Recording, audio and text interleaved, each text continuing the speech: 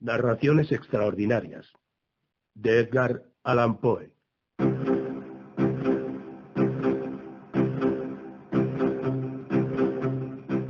El corazón delator.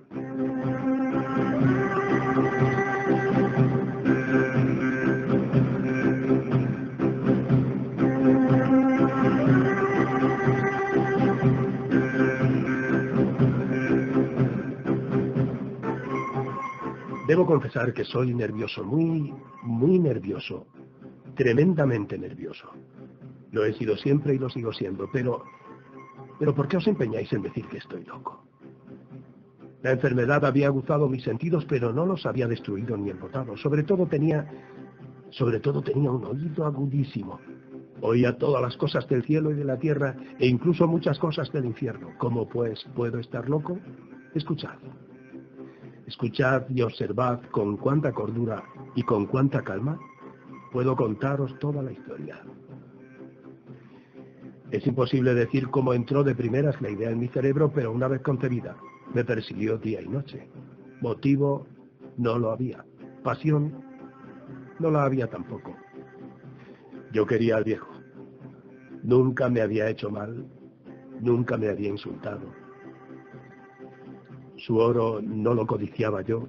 Creo que era su ojo, sí. Eso era. Tenía un ojo de buitre, un ojo azul pálido con una catarata en él. Siempre que se fijaba en mí se me helaba la sangre. Y así, muy gradualmente, decidí quitar la vida al viejo y de esa manera librarme del ojo aquel para siempre. Ahora viene el quid. Me creéis loco, ¿verdad? Pero los locos no tienen idea de nada. En cambio, deberíais haberme visto a mí. Deberíais haber visto cuán sabiamente procedí y con qué precaución, con qué cautela, con qué disimulo puse manos a la obra. Nunca estuve más amable con el viejo que durante la semana anterior a su muerte, y cada noche, a eso de las 12, giraba el picaporte de su puerta y la abría con qué suavidad. Luego, cuando la había abierto lo suficiente para pasar la cabeza, metía una linterna sorda, tapada, toda tapada, para que no se escapara ni un rayo de luz, y luego introducía la cabeza. Os habríais reído viendo cuán hábilmente la introducía. La movía muy lentamente para no turbar el sueño del viejo. Me llevaba 1 hora pasar la cabeza entera por el resquicio hasta poder verle tendido en la cama. ¿Acaso un loco habría actuado con tanta prudencia? Y luego cuando tenía bien asomada la cabeza a la habitación, destapaba la linterna cuidadosamente. ¿Con qué cuidado? Claro, las bisagras chirrían. La destapaba justo lo necesario para que un solo y tenue rayo de luz cayera sobre el ojo de buitre.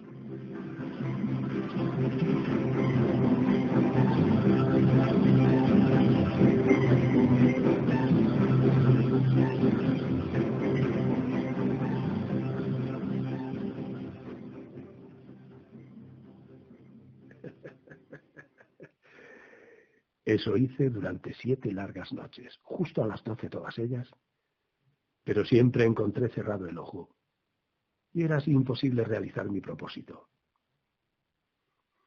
No era el viejo el que me exasperaba, sino su mal de ojo. Y todas las mañanas, cuando despuntaba el día, entraba despreocupadamente en la habitación y le hablaba con naturalidad, llamándole por su nombre en tono cordial y preguntándole cómo había pasado la noche. Ya veis que tendría que haber sido un viejo muy listo para sospechar que todas las noches a las 12 en punto, yo le observaba mientras dormía. A la 8ª noche puse mayor precaución que de costumbre en abrir la puerta. El minutero de un reloj se mueve más deprisa de lo que se movía entonces mi mano. Nunca hasta esa noche había sentido la magnitud de mi propio poder, de mi sagacidad. Apenas podía reprimir mi sensación de triunfo. Pensar que yo estaba allí abriendo la puerta poco a poco y que él ni siquiera soñaba con mis secretas actividades y mis pensamientos. Reí entre dientes ante aquella idea y quizá me oyó, porque se revolvió de pronto en la cama como si se sobresaltara. Ahora pensaréis que me retiré, pero no. Su habitación estaba negra como boca de lobo de densas que eran las tinieblas, pues los postigos estaban echados cuidadosamente por temor a los ladrones. Yo sabía, por lo tanto, que él no podía ver el resquicio de la puerta y continué empujándola poco a poco, poco a poco. Tenía ya la cabeza dentro y estaba a punto de abrir la linterna cuando mi pulgar resbaló sobre el cierre de metal y el viejo se incorporó de un salto en la cama gritando: «¿Quién anda ahí?». Permanecí completamente inmóvil sin decir nada. Durante una hora entera no moví ni un solo músculo y en ese tiempo no oí que volviera a acostarse. Continuaba sentado en la cama escuchando, exactamente como yo lo había hecho noche tras noche, los ruidos de la carcoma de la pared. Luego percibí un débil gemido y supe que era un quejido de quien es presa del terror mortal. No era un gemido de dolor o aflicción, no, no. Era el sonido quedo y ahogado que sale del fondo de un alma abrumada de espanto. Yo conocía perfectamente aquel sonido. Muchas noches, al filo de las 12, cuando todo el mundo dormía, había brotado de mi propio pecho, intensificando con su pavoroso eco los terrores que me enloquecían. Repito que lo conocía perfectamente. Sabía lo que el viejo estaba sintiendo y me compadecía de él, aunque la risa me llegase al corazón. Sabía que él continuaba despierto a raíz del primer leve ruido, cuando se dio la vuelta en la cama y desde entonces sus temores habían ido en continuo aumento. Había estado diciéndose a sí mismo: «No, no es más que el viento en la chimenea, es tan solo un ratón que ha corrido por el suelo». Y pudo decirse también: «Será simplemente un grillo que ha dejado escapar un chirrido». Sí.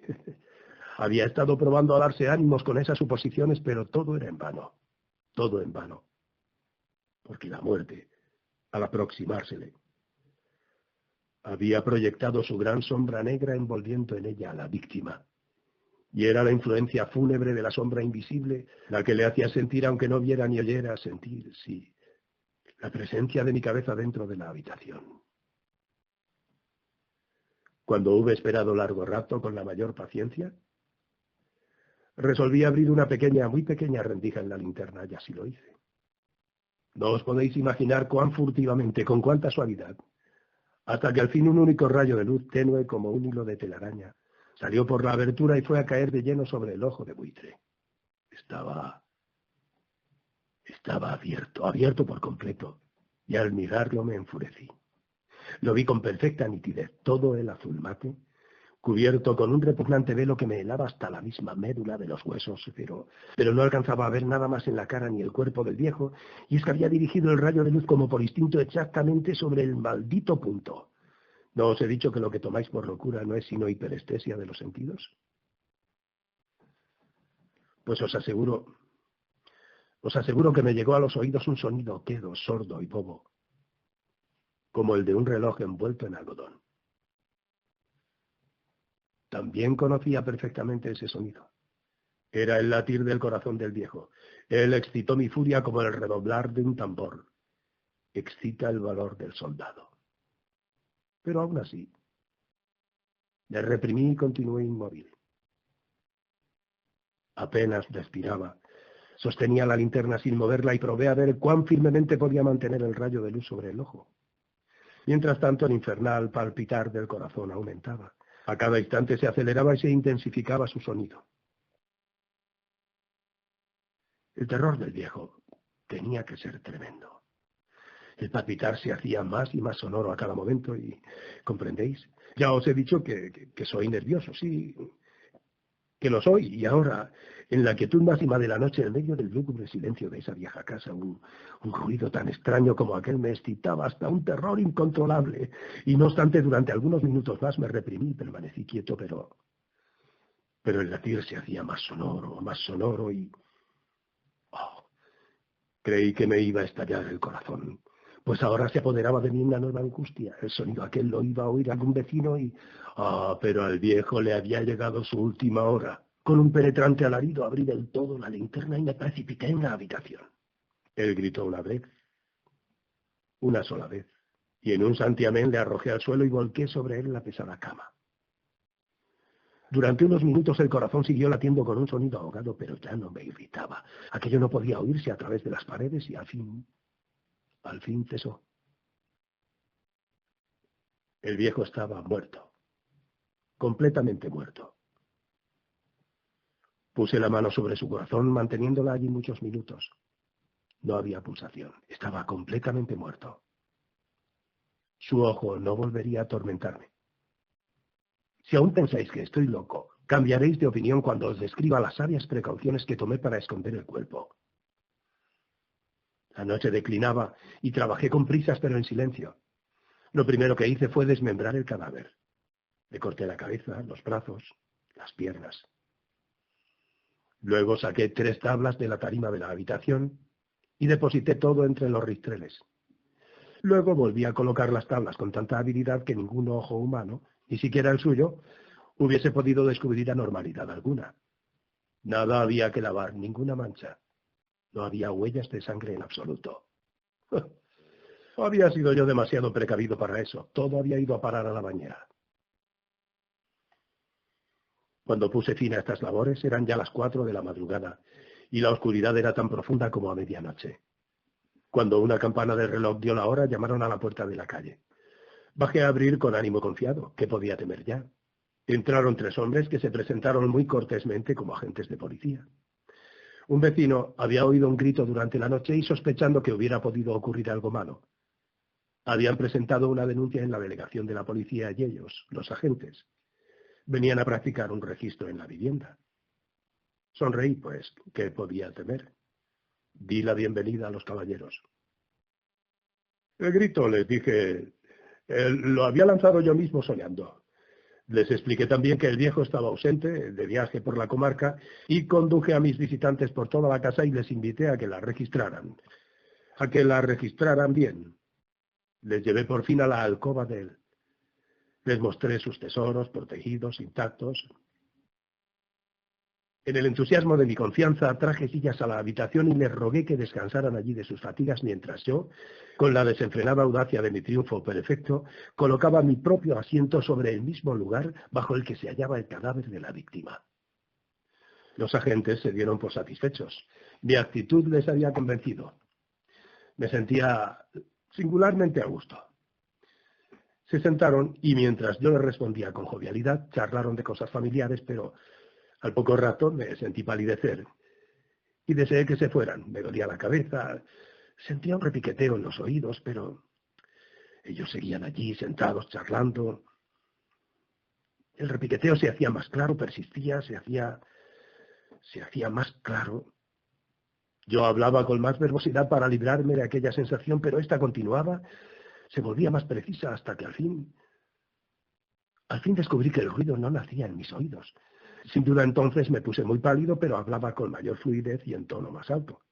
No obstante, el sonido crecía, pero ¿qué podía hacer yo? Era un sonido quedo, sordo, vivo. Un sonido muy semejante al que produce un reloj envuelto en algodón. Yo jadeaba, y sin embargo los agentes no lo oían aún.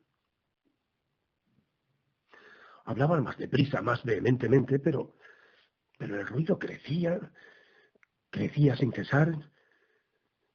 Me levanté, hablé de tonterías en voz alta, hablé con violentas gesticulaciones, pero el ruido crecía y crecía y... porque no querrían marcharse.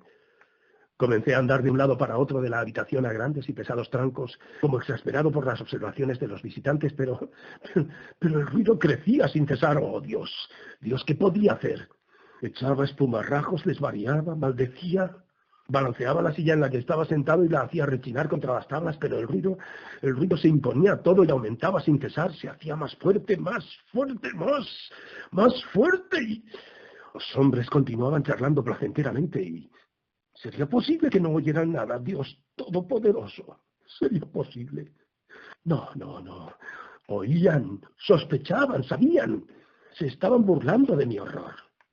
Así lo creí y así lo creo, pero cualquier cosa era mejor que aquella agonía. Cualquier cosa era más soportable que aquella burla. No podía aguantar por más tiempo aquellas hipócritas sonrisas. Comprendí que tenía que gritar o morir. Y ahora otra vez. Escuchad más fuerte, más fuerte. Miserables, grité. Yo confieso todo, arrancad las tablas. Aquí es el latir de su odioso corazón. De su odioso corazón. De su odioso corazón.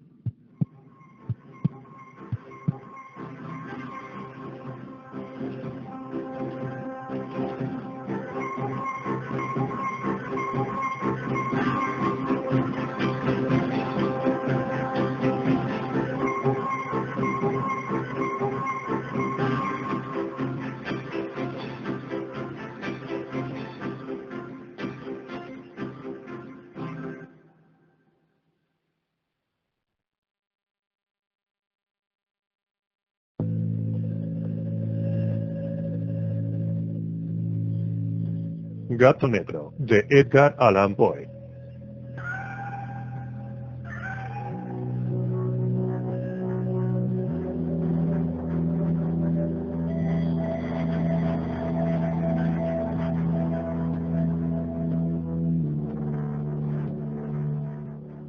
No espero ni pido que nadie crea el extraño, aunque simple relato que voy a escribir. Estaría completamente loco si lo esperase, pues mis sentidos rechazan su evidencia. Pero no estoy loco, y sé perfectamente que esto no es un sueño. Mañana voy a morir, y quiero de alguna forma aliviar mi alma. Mi intención inmediata consiste en poner de manifiesto, simple y llanamente, y sin comentarios, una serie de episodios domésticos. Las consecuencias de estos episodios me han aterrorizado, me han torturado, y por fin me han destruido. Pero no voy a explicarlos.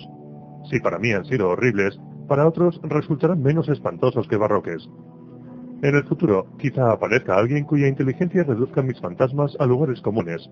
Una inteligencia más tranquila, más lógica y mucho menos excitable que la mía, capaz de ver en las circunstancias que voy a describir con miedo una simple sucesión de causas y efectos naturales.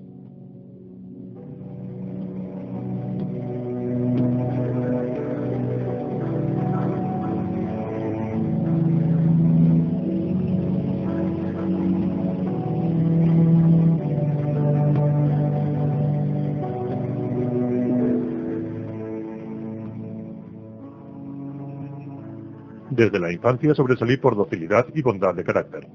La ternura de corazón era tan grande que llegué a convertirme en objeto de burla para mis compañeros. Me gustaban, de forma singular, los animales, y mis padres me permitían tener una variedad muy amplia. Pasaba la mayor parte de mi tiempo con ellos y nunca me sentía tan feliz como cuando les daba de comer y los acariciaba. Este rasgo de mi carácter crecía conmigo, y cuando llegué a la madurez me proporcionó uno de los mayores placeres. Quienes han sentido alguna vez afecto por un perro fiel y sagaz no necesitan que me moleste en explicarles la naturaleza o la intensidad de la satisfacción que se recibe. Hay algo en el generoso y abnegado amor de un animal que llega directamente al corazón del que con frecuencia ha probado la falsa amistad y frágil fidelidad del hombre. Me casé joven y tuve la alegría de que mi mujer compartiera mis preferencias. Cuando advirtió que me gustaban los animales domésticos, no perdía ocasión para proporcionarme los más agradables. Teníamos pájaros, peces de colores, un hermoso perro, conejos, un mono pequeño y un gato. Este último era un hermoso animal, bastante grande, completamente negro y de una sagacidad asombrosa. Cuando se refería a su inteligencia, mi mujer, que en el fondo era bastante supersticiosa, aludía con frecuencia a la antigua creencia popular de que todos los gatos negros eran brujas disfrazadas. No quiero decir que lo creyera en serio, y solo menciono el asunto porque acabo de recordarla. Pluto, pues así se llamaba el gato, era mi favorito y mi camarada. Solo yo le daba de comer, y él en casa me seguía por todas partes. Incluso me resultaba difícil impedirle que siguiera mis pasos por la calle. Nuestra amistad duró varios años, en el transcurso de los cuales mi temperamento y mi carácter, por causa del demonio intemperancia, y me pongo rojo al confesarlo, se habían alterado radicalmente. Día a día me fui volviendo más irritable, malhumorado e indiferente hacia los sentimientos ajenos. Llegué incluso a usar palabras duras con mi mujer, y terminé recurriendo a la violencia física. Por supuesto, mis favoritos sintieron también el cambio de mi carácter. No solo los descuidaba, sino que llegué a hacerles daño. Sin embargo, hacia Pluto sentía el suficiente respeto como para abstenerme de maltratarlo, cosa que hacía con los conejos, el mono y hasta el perro, cuando por casualidad o por afecto se cruzaban en mi camino. Pero mi enfermedad empeoraba. Pues ¿qué enfermedad se puede comparar con el alcohol? Y al fin incluso Pluto, que ya empezaba a ser viejo y por tanto irritable, empezó a sufrir las consecuencias de mi mal humor.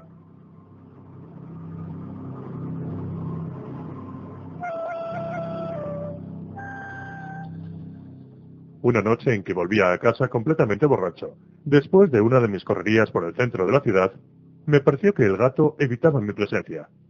Lo agarré y, asustado por mi violencia, me mordió ligeramente en la mano. Al instante se apoderó de mí una furia de diablos y ya no supe lo que hacía. Fue como si la raíz de mi alma se separaba de un golpe del cuerpo. Y una maldad más que diabólica, alimentada por la ginebra, estremeció cada fibra de mi ser. Saqué del bolsillo del chaleco un cortaplumas, lo abrí mientras seguía sujetando al pobre animal por el pescuezo y deliberadamente le saqué un ojo. Me pongo más rojo que un tomate. Siento vergüenza. Tiemblo mientras escribo tan reprochable atrocidad.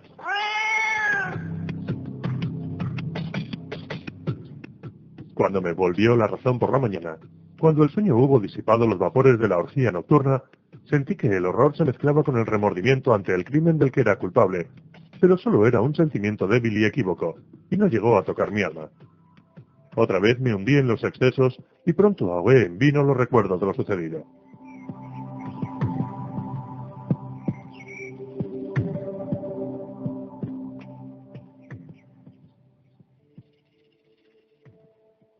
El gato, mientras tanto, mejoraba lentamente.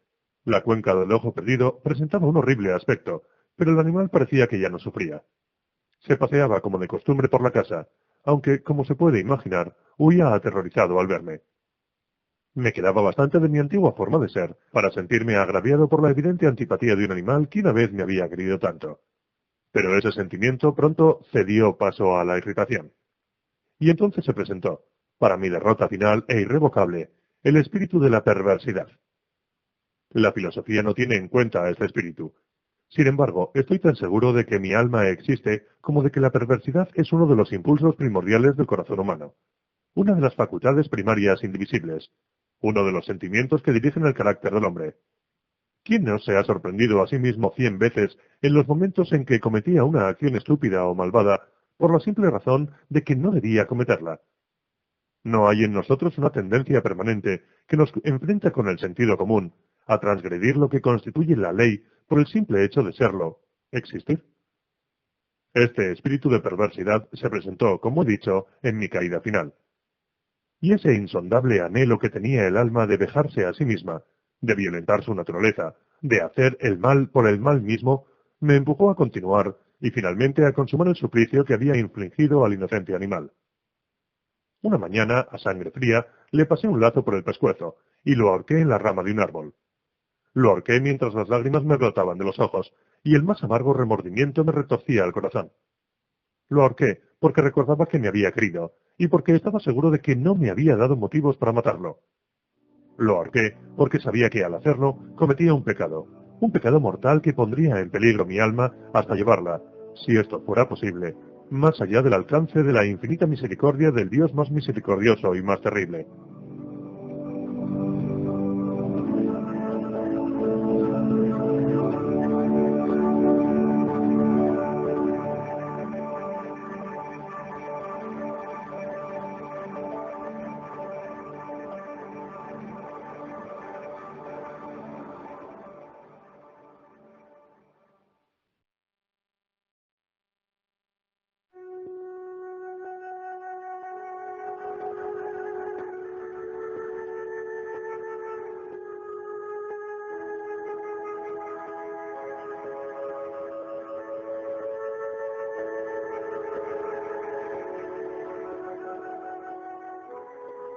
La noche del día en que cometí ese acto cruel, me despertaron gritos de fuego.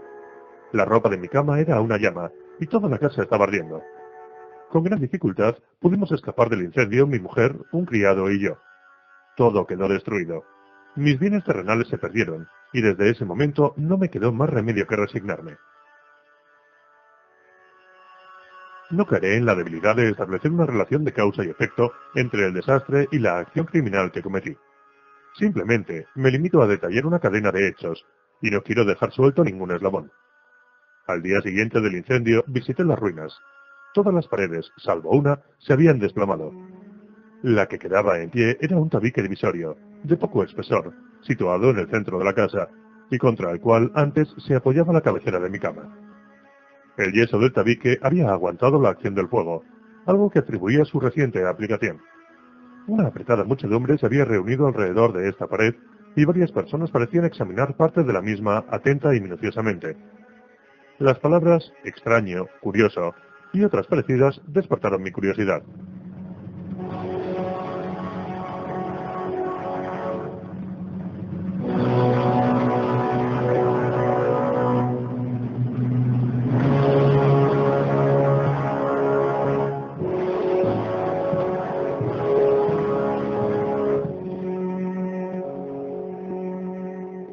Al acercarme más, vi que en la blanca superficie, grabada en bajo relieve, aparecía la figura de un gigantesco gato. El contorno tenía una nitidez verdaderamente extraordinaria. Había una cuerda alrededor del pescuezo del animal. Al descubrir esta aparición, ya que no podía considerarla otra cosa, el asombro y el terror me dominaron. Pero la reflexión vino en mi ayuda. Recordé que había ahorcado al gato en un jardín colindante con la casa. Cuando se produjo la alarma del incendio, la gente invadió inmediatamente el jardín. Alguien debió cortar la soga y tirar al gato en mi habitación por la ventana abierta. Sin duda, habían tratado así de despertarse. Probablemente la caída de las paredes comprimió a la víctima de mi crueldad contra el yeso recién encalado, cuya cal, junto con la acción de las llamas y el amoníaco del cadáver, produjo la imagen que ahora veía. Aunque con estas explicaciones quedó satisfecha mi razón, pero no mi conciencia, sobre el asombroso hecho que acabo de describir, lo ocurrido impresionó profundamente mi imaginación. Durante meses no pude librarme del fantasma del gato, y en todo ese tiempo dominó mi espíritu un sentimiento informe que se parecía, sin serlo, al remordimiento. Llegué incluso a lamentar la pérdida del gato y a buscar en los sucios antros que habitualmente frecuentaba otro animal de la misma especie y de apariencia parecida que pudiera ocupar su lugar. Una noche, medio borracho, me encontraba en una taberna pestilente, y me llamó la atención algo negro posado en uno de los grandes toneles de ginebra que constituían el principal mobiliario del lugar. Durante unos minutos había estado mirando fijamente ese tonel, y me sorprendió no haber advertido antes la presencia de la mancha negra de encima. Me acerqué a él y lo toqué con la mano. Era un gato negro, un gato muy grande, tan grande como Pluto, y exactamente igual a este, salvo en un detalle. Pluto no tenía ni un pelo blanco en el cuerpo, mientras este gato mostraba una mancha blanca, tan grande como indefinida, que le cubría casi todo el pecho. Al acariciarlo se levantó enseguida. Empezó a ronronear con fuerza. Se restregó contra mi mano y parecía encantado de mis cuitas. Había encontrado al animal que estaba buscando. Inmediatamente propuse comprárselo al tabernero, pero me contestó que no era suyo, y que no lo había visto nunca antes ni sabía nada del gato. Seguí acariciando al gato, y cuando iba a irme a casa, el animal se mostró dispuesto a acompañarme. Le permití que lo hiciera, parándome una y otra vez para agacharme y acariciarlo. Cuando estuvo en casa, se acostumbró enseguida, y pronto se convirtió en el gran favorito de mi mujer. Por mi parte, pronto sentí que nacía en mí una antipatía hacia el animal. Era exactamente lo contrario de lo que yo había esperado, pero, sin que pueda justificar cómo ni por qué, su evidente afecto por mí me disgustaba y me irritaba. Lentamente, tales sentimientos de disgusto y molestia se transformaron en la amargura del odio. Procuraba no encontrarme con el animal. Un resto de vergüenza y el recuerdo de mi acto de crueldad me frenaban de maltratarlo. Durante algunas semanas no le pegué ni fue la víctima de mi violencia. Pero gradualmente, muy gradualmente, llegué a sentir una inexpresable repugnancia por él, y a huir en silencio de su odiosa presencia, como si fuera un brote de peste.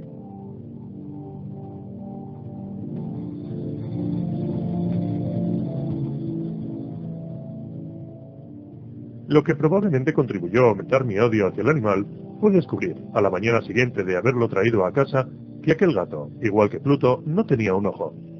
Sin embargo, fue precisamente esta circunstancia la que le hizo más agradable a los ojos de mi mujer, quien, como ya dije, poseía en alto grado esos sentimientos humanitarios que una vez fueron mi rasgo distintivo y la fuente de mis placeres más simples y puros.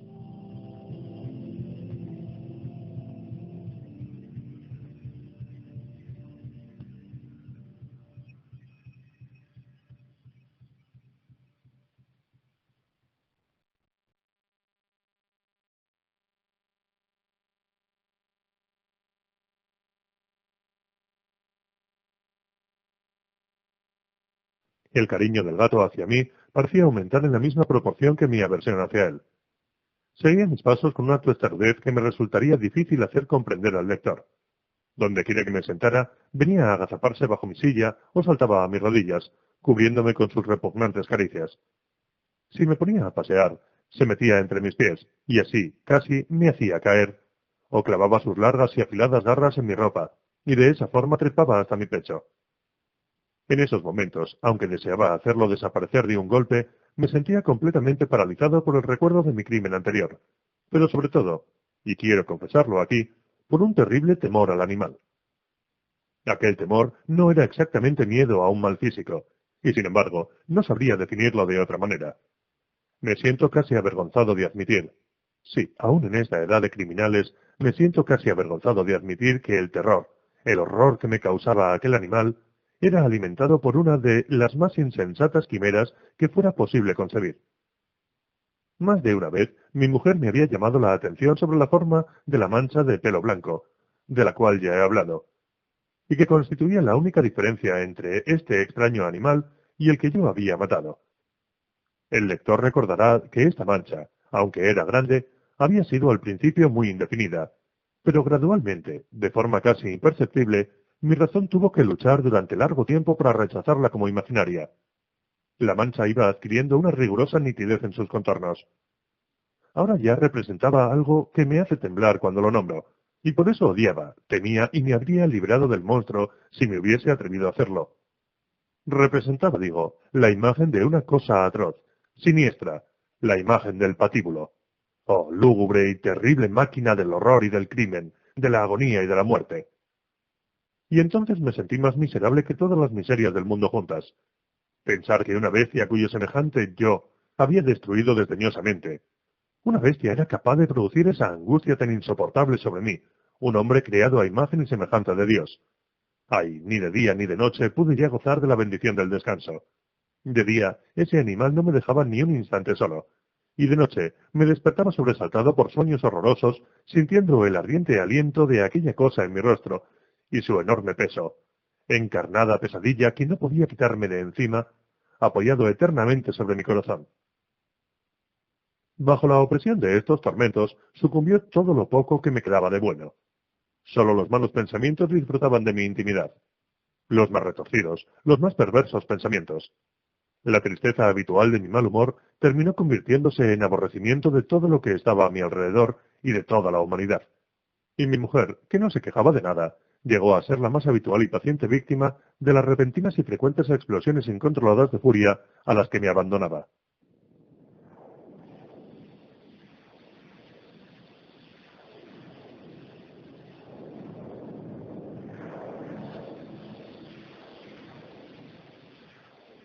Un día, por una tarea doméstica, me acompañó al sótano de la vieja casa donde nuestra pobreza nos obligaba a vivir.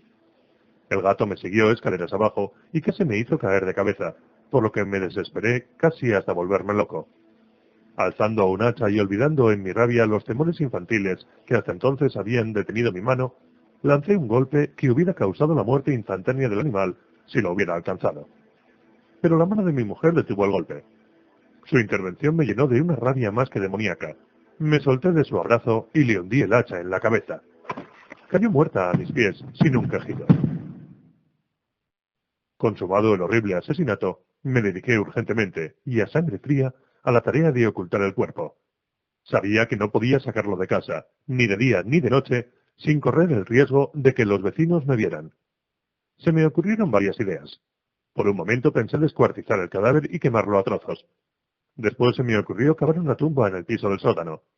Luego consideré si no convenía arrojarlo al pozo del patio, o meterlo en una caja, como si fueran mercancías, y con los trámites normales, y llamar a un mozo de cuerda para que lo retirase de la casa. Por fin, di con lo que me pareció el mejor recurso. Decidí emparedar el cadáver en el sótano, tal como se cuenta que los monjes de la Edad Media emparedaban a sus víctimas. El sótano se prestaba bien para este propósito. Las paredes eran de un material poco resistente, y estaban recién encaladas con una capa de yeso que la humedad del ambiente no había dejado endurecer. Además, en una de las paredes había un saliente, una falsa chimenea que se había rellenado de forma que se pareciera al resto del sótano. Sin ningún género de dudas, se podían quitar fácilmente los ladrillos de esa parte, introducir el cadáver y tapar el agujero como antes, de forma que ninguna mirada pudiera descubrir nada sospechoso. No me equivocaba en mis cálculos. Con una palanca saqué fácilmente los ladrillos, y después de colocar con cuidado el cuerpo contra la pared interior, lo mantuve en esa posición mientras colocaba de nuevo los ladrillos en su forma original. Después de procurarme argamasa, arena y cerda, preparé con precaución un yeso que no se distinguía del anterior y revoqué cuidadosamente el enladrillado. Terminada la tarea, me sentí satisfecho de que todo hubiera quedado bien. La pared, no mostraba la menor señal de haber sido alterada. Recogí del suelo los cascotes más pequeños, y triunfante miré alrededor y me dije, aquí por lo menos no he trabajado en vano. El paso siguiente consistió en buscar a la bestia que había causado tanta desgracia, pues por fin me había decidido a matarla. Si en aquel momento el gato hubiera aparecido ante mí, habría quedado sellado su destino, pero por lo visto el astuto animal, alarmado por la violencia de mi primer acceso de cólera, se cuidaba de aparecer mientras no se me pasara mi mal humor. Es imposible describir ni imaginar el profundo y feliz sentimiento de alivio que la ausencia del odiado animal trajo a mi pecho. No apareció aquella noche, y así, por primera vez desde su llegada a la casa, pude dormir profunda y tranquilamente. Sí, pude dormir, incluso con el peso del asesinato en mi alma. Pasaron el segundo y el tercer día, y no volvía mi atormentador. Una vez más respiré como un hombre libre. El monstruo aterrorizado había huido de casa para siempre. No volvería a verlo. Grande era mi felicidad, y la culpa de mi negra acción me preocupaba poco. Se hicieron algunas investigaciones a las que me costó mucho contestar. Incluso registraron la casa, pero naturalmente no se descubrió nada. Consideraba que me había asegurado mi felicidad futura. Al cuarto día, después del asesinato, un grupo de policías entró en la casa intempestivamente y procedió otra vez a una rigurosa inspección. Seguro de que mi escondite era inescrutable, no sentí la menor inquietud. Los agentes me pidieron que los acompañara en su registro. No dejaron ningún rincón ni escondrijo sin revisar. Al fin, por tercera o cuarta vez bajaron al sótano. No me temblaba ni un solo músculo. Mi corazón latía tranquilamente como el de quien duerme en la inocencia. Me paseaba de un lado a otro del sótano. Habría cruzado los brazos sobre el pecho e iba tranquilamente de acá para allá. Los policías quedaron totalmente satisfechos y se disponían a marcharse. El júbilo de mi corazón era demasiado fuerte para ser reprimido. Ardían deseos de decirles, al menos, una palabra como prueba de triunfo y de asegurar doblemente su certidumbre sobre mi inocencia. Caballeros, dije por fin cuando el grupo subía la escalera, me alegro de haber disipado sus sospechas. Les deseo felicidad y un poco más de cortesía. Por cierto, caballeros, esta casa está muy bien construida. En mi rabioso deseo de decir algo con naturalidad, no me daba cuenta de mis palabras. Repito que es una casa excelentemente construida. Estas paredes. ¿Ya saben ustedes, caballeros? Estas paredes son de gran solidez. Y entonces, empujado por el frenesí de mis bravatas, golpeé fuertemente con el bastón que llevaba en la mano sobre la pared de ladrillo, tras la cual estaba el cadáver de la esposa de mi alma. Que Dios me proteja y me libre de las garras del archidemonio. Apenas había cesado el eco de mis golpes, y una voz me contestó desde dentro de la tumba. Un quejido ahogado y entrecortado al principio, como el sollozar de un niño, que luego creció rápidamente hasta convertirse en un largo, agudo y continuo grito, completamente anormal e inhumano. Un aullido, un alarido quejumbroso, mezcla de horror y de triunfo, como sólo puede surgir en el infierno de la garganta de los condenados en su agonía y de los demonios gozosos en la condenación. Hablar de lo que pensé en ese momento es una locura. Presa de vértigo, fui tambaleándome hasta la pared de enfrente. Por un instante, el grupo de hombres de la escalera se quedó paralizado por el espantoso terror. Luego, una docena de robustos brazos atacó la pared, que cayó de un golpe. El cadáver, ya corrompido y cubierto de sangre coagulada, apareció de pie ante los ojos de los espectadores. Sobre su cabeza, con la roja boca abierta y el único ojo de fuego, estaba agazapada la horrible bestia, cuya astucia me había llevado al asesinato, y cuya voz delatora me entregaba ahora al verdugo. Había emparedado al monstruo en la tumba.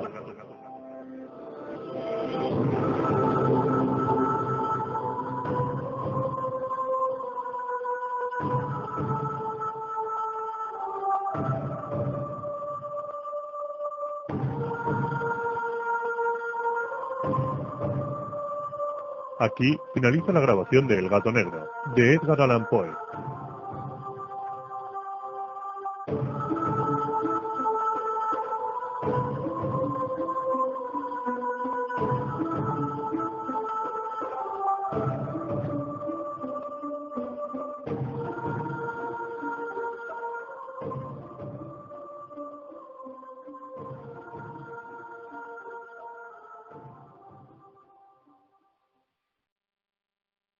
Manuscrito hallado en una botella, de Edgar Allan Poe. De mi país y mi familia poco tengo que contar. El trato injusto y el paso de los años me alejaron del uno y me distanciaron de la otra. Una considerable herencia me permitió recibir una preparación poco común, y la inclinación contemplativa de mi ánimo me facilitó la ordenación metódica de los conocimientos que mis tempranos estudios habían ido acumulando asiduamente. Más que cualquier otra cosa, el estudio de los moralistas alemanes me ofrecía un gran placer, no porque equivocadamente admirase yo su elocuente locura, sino por la facilidad con que mis hábitos de pensamiento estricto me permitían descubrir sus falsedades. Se me ha reprochado con frecuencia la aridez de mi espíritu, la falta de imaginación se me ha imputado como un crimen, y el pirronismo de mis opiniones me ha dado fama en todo momento. En realidad, temo que mi fuerte predilección por la filosofía física haya impregnado mi mente de un error muy frecuente en nuestra época. Me refiero a la costumbre de atribuir todo suceso, incluso el menos susceptible de tal atribución, a los principios de aquella ciencia. En general, nadie podría encontrarse menos expuesto que yo al peligro de salirse de los severos límites de la verdad, seducido por los ignes fatui de la superstición. Me ha parecido apropiado establecer esta premisa para que el increíble relato que he de narrar no sea considerado el desvarío de una tosca imaginación en vez de la experiencia positiva de una inteligencia para la cual los ensueños de la fantasía han sido letra muerta y nula. Después de pasar largos años viajando por el extranjero, en el año 1800 y pico me embarqué en el puerto de Batavia, ciudad de la rica y populosa isla de Java, para hacer un viaje al archipiélago de las islas de la Sonda. Iba como pasajero, sin otro motivo que una especie de inquietud nerviosa que me perseguía como si fuera un espíritu maligno. Nuestro barco era un hermoso navío de unas 400 toneladas, tenía remaches de cobre y había sido construido en Bombay, de madera de teca de Malabar. Transportábamos una carga de algodón y aceite de las islas Laquedivas. También llevábamos a bordo bonote, azúcar de palmera, manteca clarificada de leche de búfalo, cocos y unos cajones de opio. El arrumaje había sido torpemente hecho y, por lo tanto, el barco aguantaba poca vela. Partimos con poco viento y durante muchos días navegamos por la costa oriental de Java, sin otro incidente para paliar la monotonía de nuestro derrotero, que el encuentro ocasional con algunos de los pequeños grabs del archipiélago a donde nos dirigíamos. Una tarde, mientras me encontraba apoyado en el coronamiento, observé una muy extraña y aislada nube hacia el noroeste. Era notable tanto por su color como por ser la primera que habíamos visto desde nuestra partida de Batavia. Estuve mirándola con gran atención hasta la puesta del sol, cuando de pronto se extendió hacia el este y el oeste, ciñendo el horizonte con una estrecha franja de vapor que parecía una línea de costa baja. Enseguida me llamó la atención el color rojizo oscuro de la luna y la extraña apariencia del mar. Este pasaba por un cambio rápido y el agua parecía más transparente que de costumbre. Aunque podía distinguir el fondo claramente, sin embargo, al echar la sonda, descubrí que el barco se hallaba en 15 brazas. El aire se había vuelto intolerablemente cálido y se llenaba de exhalaciones en espiral semejantes a las que despide el hierro candente. Mientras caía la noche, hasta el último soplo de viento se extinguía y hubiera sido imposible concebir calma más absoluta.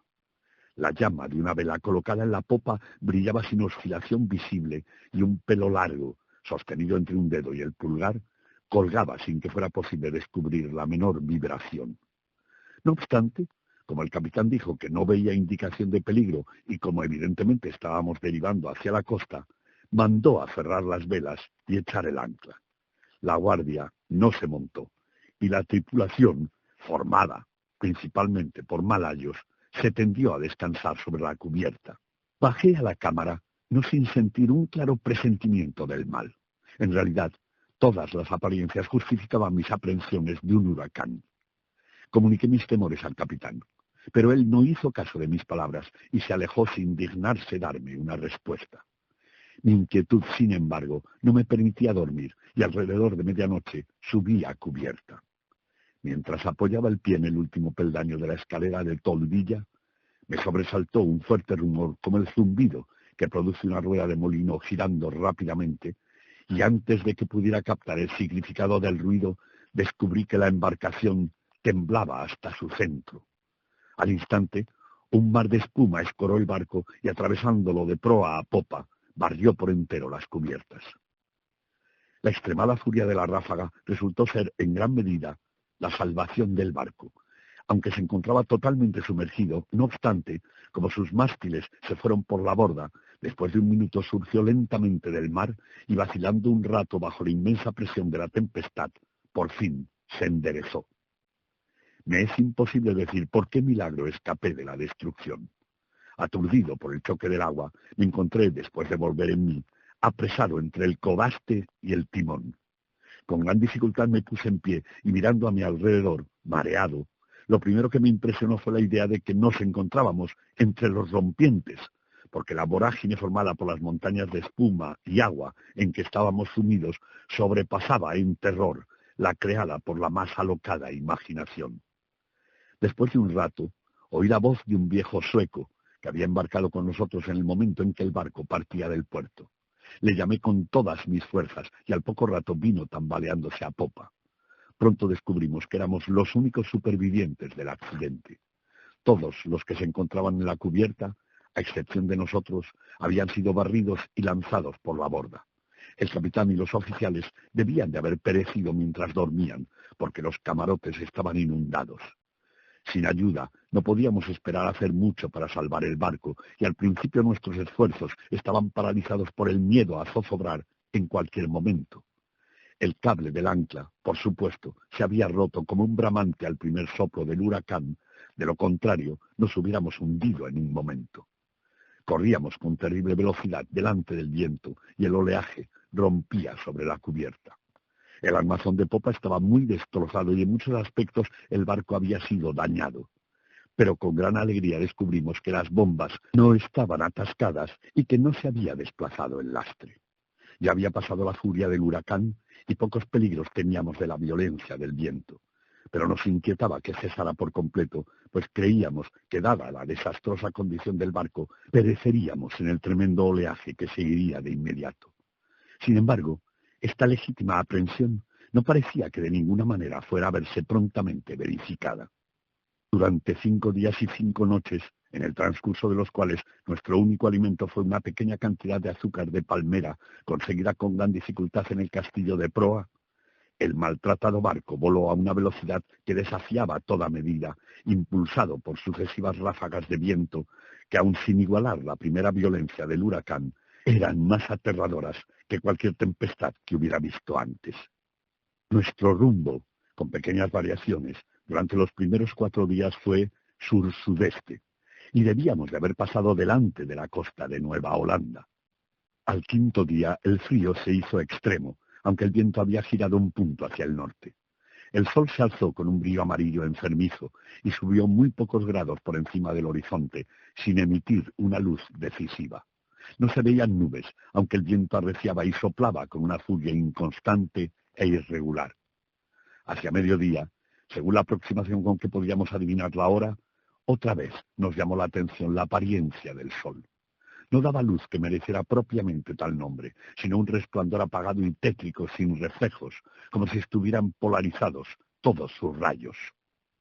Poco antes de sumergirse en el henchido mar, se apagaron sus fuegos centrales, como si los extinguiera de repente algún inexplicable poder. Solo era un pálido contorno plateado mientras se precipitaba al insondable mar. En vano esperamos la llegada del 6.º día. Ese día aún no ha llegado para mí, y para el sueco no llegó jamás. Desde entonces estuvimos envueltos en una negra oscuridad, hasta tal punto que no hubiéramos podido ver un objeto a 20 pasos del barco. La noche eterna continuó rodeándonos sin el alivio de aquella luminosidad fosfórica del mar que solíamos ver en la zona tropical.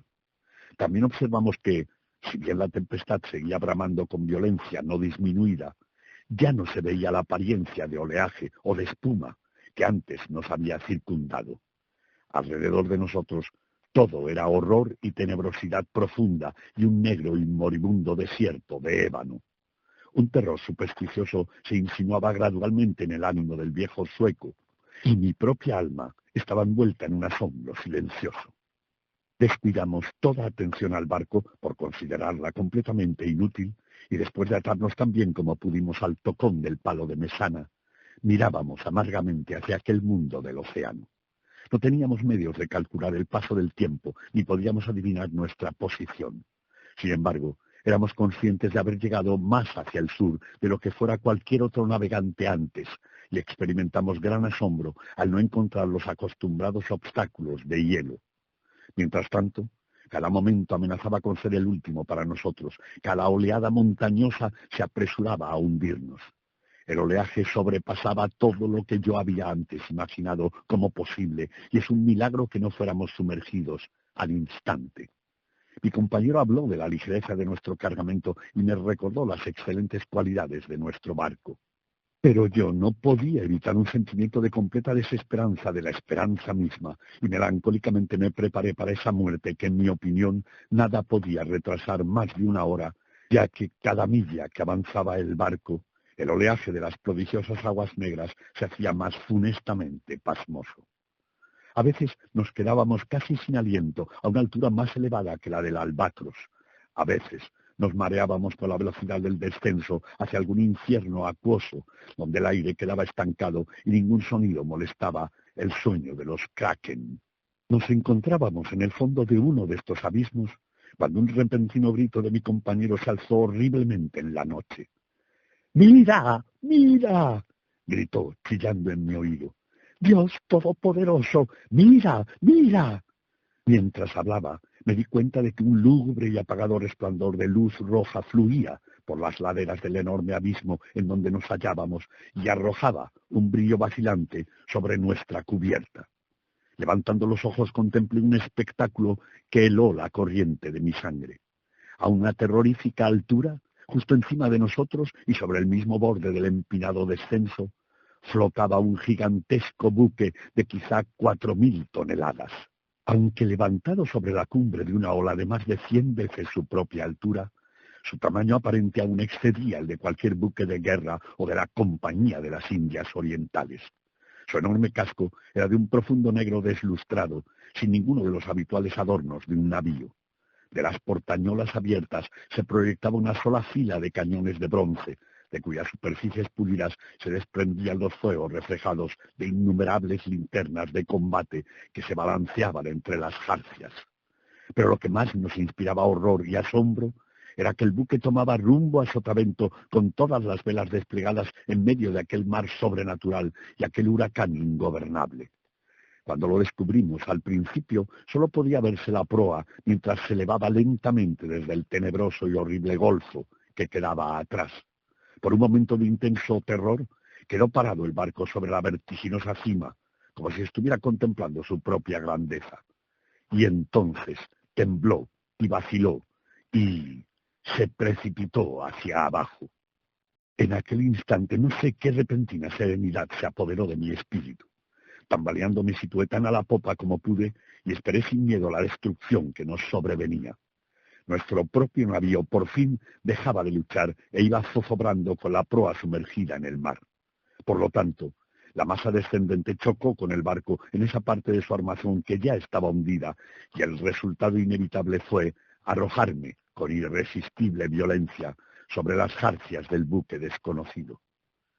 En el momento de mi caída, el barco vaciló y viró, y atribuí a la confusión reinante el que yo pasara inadvertido a los ojos de la tripulación. Con no mucha dificultad, me abrí camino hacia la escotilla principal que estaba medio abierta, y pronto encontré la oportunidad de esconderme en la cala. Apenas podría decir por qué lo hice. Un vago sentimiento de admiración temerosa que se había apoderado de mi mente, cuando miré por primera vez a los tripulantes, fue quizás el motivo de que me ocultara. No estaba dispuesto a confiarme a una raza de gentes que, después de la superficial ojeada que había podido echarles, producían en mí tanta extrañeza, duda y aprensión. Por eso pensé que era apropiado buscar un escondrijo en la cala. Lo conseguí quitando unas pocas tablas movibles, de tal manera que me dejaba sitio entre las enormes cuadernas del buque. Apenas había terminado mi trabajo cuando unas pisadas en la cala me obligaron a hacer uso del escondrijo. Un hombre pasó frente a mi refugio con paso débil e inseguro. Tuve la oportunidad de observar su aspecto general. Mostraba los signos de una muy avanzada edad y de una gran debilidad. Temblaban sus rodillas bajo el peso de los años y todo su cuerpo vacilaba al caminar. En voz baja y entrecortada murmuraba para sí mismo unas palabras en una lengua que no pude entender, y él buscaba algo desordenadamente en un rincón entre un sinnúmero de instrumentos extraños y deterioradas cartas de marear. Había en su actitud una alocada mezcla del mal humor de la segunda infancia y de la solemne dignidad de un dios. Por fin subió a cubierta y no volví a verlo más. Un sentimiento para el cual no encuentro nombre se ha apoderado de mi alma, una sensación que no admite análisis, ante la que las lecciones de tiempos pasados no sirven y cuya clave temo que tampoco ofrezca el futuro. Para una mente constituida como la mía, esta última consideración resulta ser un terrible mal. Sé que jamás conoceré la naturaleza de mis conceptos. Sin embargo, no es extraño que estos conceptos sean indefinidos, puesto que tienen su origen en fuentes tan absolutamente novedosas. Un nuevo sentido, una entidad nueva, se ha añadido a mi alma. Hace ya mucho que pisé por primera vez la cubierta de este terrible navío y creo que los rayos de mi destino se están concentrando en un foco. Hombres incomprensibles, envueltos en meditaciones de una especie que no puedo adivinar, pasan frente a mí sin darse cuenta de mi presencia. Ocultarme es un absoluto desvarío porque esta gente no quiere ver.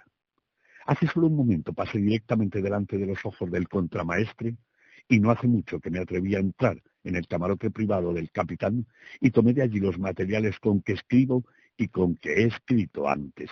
De cuando en cuando seguiré escribiendo este diario. Es verdad que tal vez no encuentre oportunidad de comunicarlo al mundo, pero no dejaré de intentarlo. En el último momento encerraré el manuscrito en una botella y la arrojaré al mar. Un incidente que ocurrió me ha dado nuevos motivos de meditación. ¿Son estas cosas evidencia de la operación de un azar ingobernable?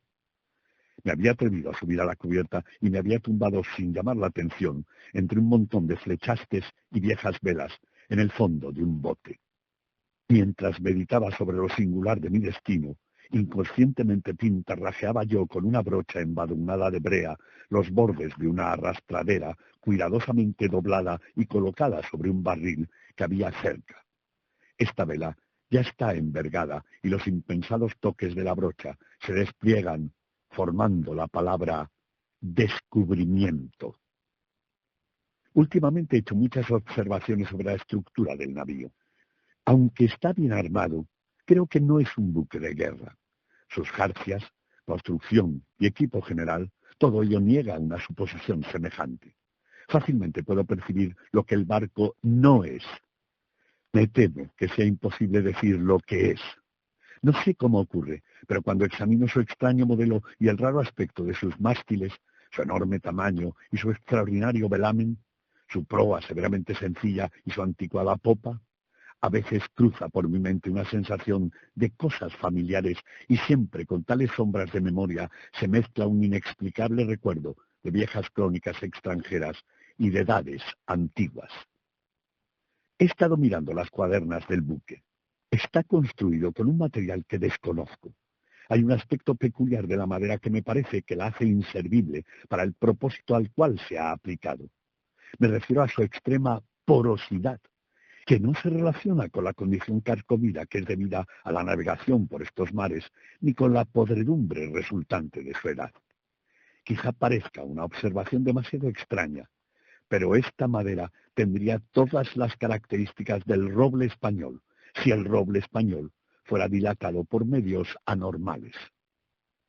Al leer la frase anterior, viene a mi memoria un curioso apotegma de un viejo navegante holandés, de rostro curtido por la intemperie.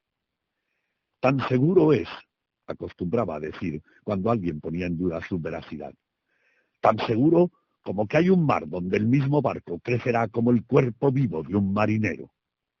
Hace alrededor de una hora me atreví a meterme entre un grupo de tripulantes. No me hicieron el menor caso, y aunque estuve en medio de ellos, parecían totalmente ajenos a mi presencia. Igual que el primero que había visto en la cala, todos mostraban señales de una muy avanzada edad.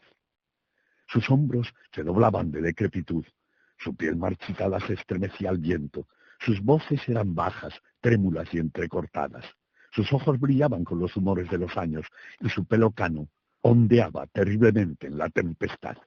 A su alrededor, por todas partes de la cubierta, se veían esparcidos instrumentos matemáticos de la más peculiar y anticuada construcción. Mencioné hace algún tiempo que una arrastradera había sido izada.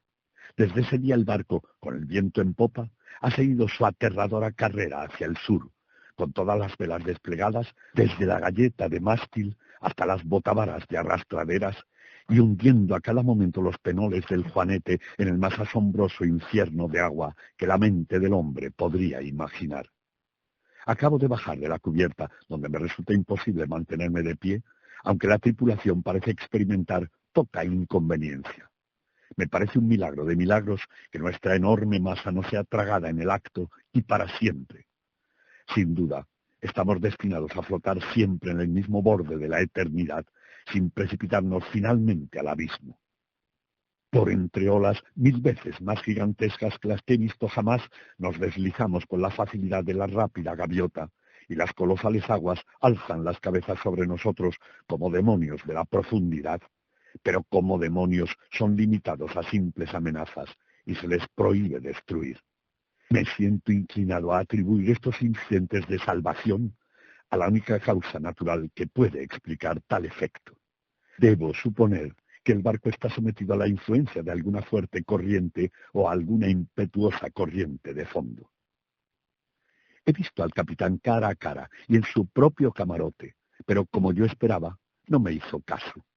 Aunque en su apariencia no hay nada que a los ojos de un observador casual pudiera señalar que sea más o menos que un hombre, sin embargo, un sentimiento de irremediable reverencia y temor se mezclaba con el sentimiento de admiración con que yo lo contemplaba. Tiene casi mi estatura, es decir, unos 5 pies y 8 pulgadas. Su cuerpo es de contextura sólida y firme, sin ser robusto ni notablemente delgado. Pero es la singularidad de la expresión que domina su cara, es la intensa, la maravillosa, la emocionante evidencia de una vejez tan absoluta, tan extrema, que excita en mi espíritu una sensación, un sentimiento inefable. Su frente, aunque apenas arrugada, parece llevar el sello de una miriada de años. Sus cabellos canos son crónicas del pasado y sus ojos, aún más grises, son sibilas del futuro. El suelo del camarote estaba cubierto de extraños infolios con broches de hierro, desmoronados instrumentos de ciencia y obsoletas y olvidadas cartas de marear. El capitán tenía la cabeza inclinada, apoyada en las manos, y estudiaba con llameantes e inquietantes ojos un papel que tomé por una comisión y que en todo caso llevaba la firma de un monarca. Murmuraba para sí, como había hecho el primer marinero que vi en la cala, unas bajas y malhumoradas sílabas en una lengua extranjera, y aunque estaba a mi lado, su voz parecía llegar a mis oídos desde la distancia de una milla. El barco y todos los que navegan en él están impregnados por el espíritu de la antigüedad. Los tripulantes se deslizan de un lado a otro como espectros de sepultados siglos. Sus ojos comunican un significado ansioso e intranquilo, y cuando sus dedos aparecen ante mis ojos bajo el desolado resplandor de las linternas de combate, me siento como nunca antes me he sentido jamás, aunque durante toda mi vida he sido comprador de antigüedades y fui embediendo las sombras de las derruidas columnas de Baalbek, Tadmor y Persépolis hasta que mi propia alma se ha convertido en una ruina. Cuando miro a mi alrededor, me siento avergonzado de mis aprensiones anteriores. Si temblaba ante la tempestad que ha reinado hasta ahora, no me quedaré horrorizado ante la guerra de viento y mar, para la cual las palabras tornado y huracán resultan insignificantes e ineficaces. Alrededor del barco solo reina la oscuridad de la noche eterna y un caos de agua sin espuma, pero a una legua a cada lado pueden verse indistintamente a ratos enormes murallas de hielo que se alzan hacia un desolado cielo y parecen las paredes del universo. Como había imaginado, resulta que el barco está en una corriente, si es apropiado darle ese nombre a una marea que, bramando y aullando por entre el blanco hielo, corre hacia el sur con la velocidad de una catarata que se precipita al abismo. Supongo que es absolutamente imposible concebir el horror de mis sensaciones. Sin embargo, una curiosidad de penetrar en los misterios de estas espantosas regiones predomina sobre mi desesperación y me reconciliará con el aspecto más horroroso de la muerte. Es evidente que nos apresuramos hacia algún conocimiento apasionante, algún secreto imposible de comunicar, cuyo alcance entraña la destrucción. Quizá esta corriente nos conduce al mismo polo sur. He de confesar que una suposición aparentemente tan alocada tiene todas las probabilidades a su favor. La tripulación recorre la cubierta con pasos inquietos y trémulos, pero en sus rostros hay una expresión más propia de la vehemencia de la esperanza que de la apatía de la desesperanza. Mientras tanto, el viento sigue de popa, y como llevamos todas las velas desplegadas, a veces el barco se levanta en vilo sobre el mar. ¡Oh, horror de los horrores! De repente el hielo se abre a la derecha y a la izquierda, y estamos girando vertiginosamente en enormes círculos concéntricos, dando vueltas y vueltas por los bordes de un gigantesco anfiteatro, las cumbres de cuyas paredes se pierden en la oscuridad y la distancia. Pero me queda poco tiempo para pensar en mi destino. Los círculos se reducen rápidamente, nos precipitamos furiosamente a la vorágine, y entre el rugir y el bramar y el tronar del océano y de la tempestad, el barco se estremece. ¡Oh, Dios! Y ya se hunde. La máscara de la muerte roja.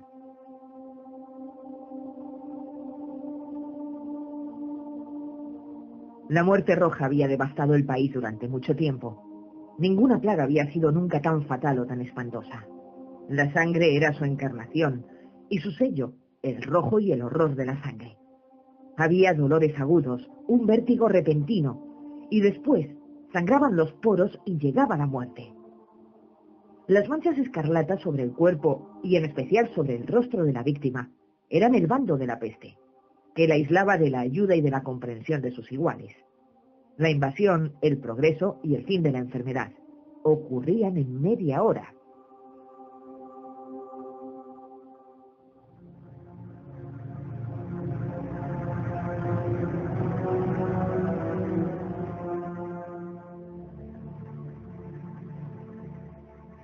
Pero el príncipe Próspero era feliz, intrépido y sagaz. Cuando sus territorios quedaron despoblados a medias, convocó ante su presencia a 1000 robustos y libres amigos entre los caballeros y las damas de su corte, y con ellos se retiró a una de sus abadías fortificadas. Se trataba de un edificio amplio y magnífico, construido según el propio gusto excéntrico, y a la vez augusto, del príncipe. La rodeaba una sólida y alta muralla que tenía portones de hierro. Una vez dentro, los cortesanos llevaron fraguas y macizos martillos y soldaron los cerrojos. Decidieron no dejar medios de entrada o salida para los repentinos impulsos de desesperación o frenesí que tenían lugar en el interior. La abadía estaba muy bien aprovisionada. Con tales precauciones, los cortesanos podrían evitar el contagio. El mundo exterior podría cuidar de sí mismo. Mientras tanto, era absurdo lamentarse o pensar. El príncipe había previsto todos los elementos necesarios para el placer. Había bufones, improvisadores, bailarines y músicos. Había belleza y había vino. Dentro había todo esto, y seguridad. Fuera estaba la muerte roja.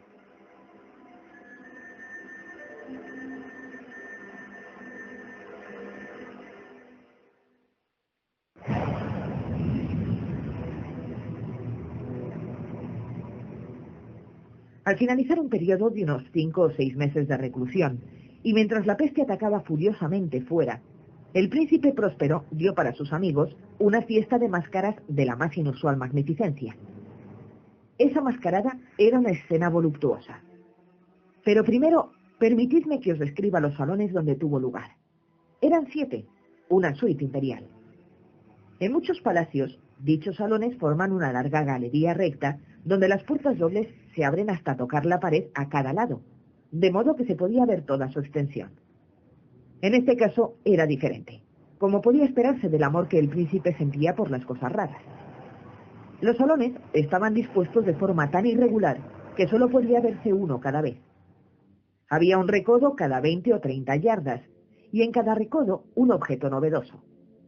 A la derecha y a la izquierda, en el medio de cada pared, había una ventana gótica alta y estrecha que daba a un corredor cerrado que seguía el contorno de los salones. Estas ventanas eran de cristales, cuyo colorido variaba según el tono dominante en la decoración de la cámara hacia la cual se abría. Por ejemplo, la del extremo oriental era azul, y de ese mismo color eran sus ventanas. La segunda cámara tenía ornamentos y tapices en color púrpura, y los cristales eran también púrpura. La tercera era toda verde, al igual que los cristales. La cuarta estaba amueblada e iluminada en color anaranjado, la quinta en blanco y la sexta en violeta. La séptima cámara estaba completamente cubierta con tapices de terciopelo negro que colgaban desde el cielo raso y decoraban las paredes, cayendo sobre la alfombra del mismo material y del mismo color. Pero en esta habitación, solo el color de las ventanas no coincidía con el de la decoración. Los cristales eran escarlata, del espeso color de la sangre. En ninguna de las 7 cámaras había lámparas o candelabros entre la profusión de ornamentos dorados que aparecían dispuestos o colgados del cielo raso. No emanaba luz de ninguna vela o lámpara dentro de las habitaciones. Pero en los corredores paralelos a la galería de salones había frente a cada ventana un pesado trípode que sostenía un brasero, cuyos rayos se proyectaban a través de los coloridos cristales, iluminando cada habitación. Producían así una gran multitud de resplandores tan vivos como fantásticos. Pero en la cámara oeste, o cámara negra, el efecto de la luz que se derramaba sobre las sombrías colgaduras era terriblemente siniestro, y daba un tono tan extraño a los rostros de los que allí se encontraban, que pocos eran lo bastante osados como para ingresar allí. También en esta cámara había sobre la pared occidental un gigante reloj de ébano. Su péndulo se balanceaba de un lado al otro con un sonido pesado, sordo y monótono. Y cuando la manecilla de los minutos había recorrido su circuito y debía dar la hora, salía de las entrañas de bronce del reloj un sonido claro y fuerte, profundo y muy musical. Pero de un tono y una fuerza tan peculiares que a cada hora los músicos debían hacer una pausa en su ejecución para escucharlo. También los bailarines dejaban de danzar, y había un momento de desconcierto entre el alegre grupo.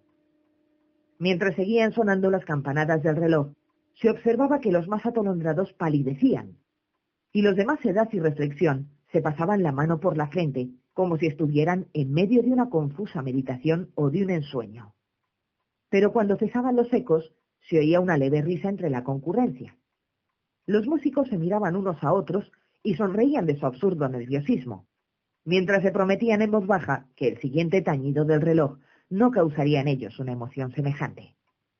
Y luego, después de 60 minutos, que abarcan 3.600 segundos del tiempo que vuela, sonaba nuevamente el reloj, y se producía el mismo desconcierto, el mismo temblor y la misma meditación que antes.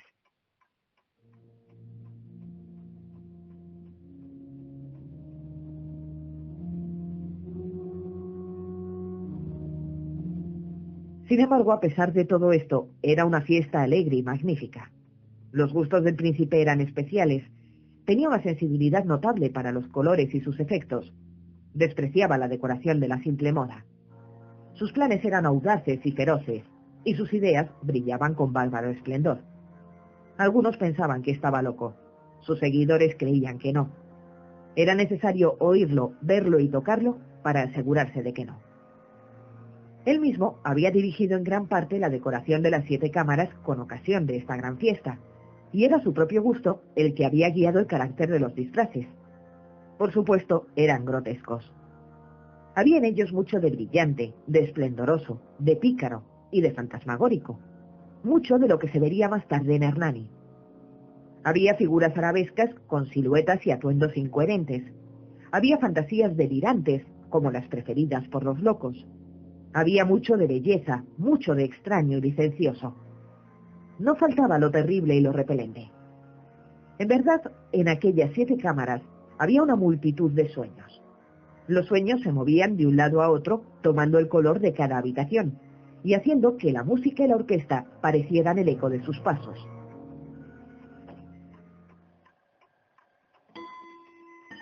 Pero otra vez sonó el reloj de ébano que aparecía en la habitación de terciopelo.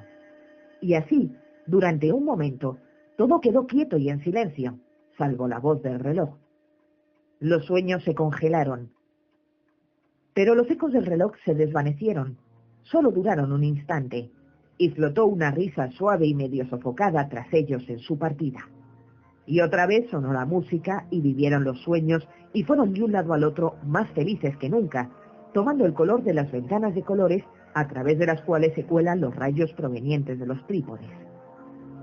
Pero ninguna de las máscaras se atrevió a ir a la cámara que se hallaba hacia el occidente, porque cuando la noche fue avanzando y se filtró una luz más roja por los cristales de color de sangre, la tiniebla de los tapices negros fue aterradora. Y para aquel que pisara la sombría alfombra, surgiría del reloj de ébano un ahogado sonido mucho más solemne que los que alcanzaban a oír las máscaras entregadas a la distante alegría de las otras cámaras. Pero estas otras cámaras estaban muy concurridas, y en ellas latía fervorosamente el corazón de la vida. La fiesta continuaba en su torbellino, hasta que por fin comenzaba a sonar el reloj a medianoche. Después cesó la música, como he dicho, y la danza de los bailarines se tranquilizó. Se produjo una interrupción desagradable de todas las cosas, como antes, pero ahora debían sonar 12 campanadas en el reloj. Y por eso ocurrió tal vez que los pensamientos invadieron en mayor número las meditaciones de los que reflexionaban entre la multitud que participaba de la fiesta.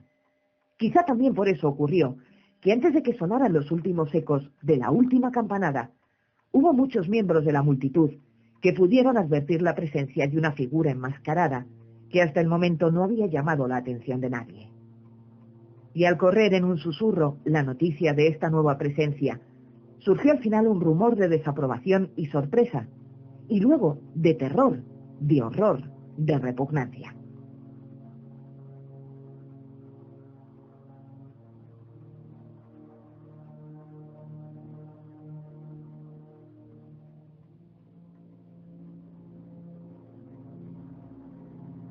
En una asamblea de fantasmas como la que he descrito, puede suponerse que ninguna aparición podría haber causado semejante sensación. En realidad, esa mascarada no tenía límites, pero la figura en cuestión lo sobrepasaba e iba más allá de los límites del mismísimo indefinido decoro del príncipe. En el corazón de los más temerarios hay fibras que no pueden tocarse sin emoción. Aun en el ser más relajado, para quien la vida y la muerte no son sino juegos, existen temas con los que no se puede jugar. En realidad, todos los asistentes parecían sentir que en la vestimenta y el porte del extraño no había nada de apropiado o de ingenioso.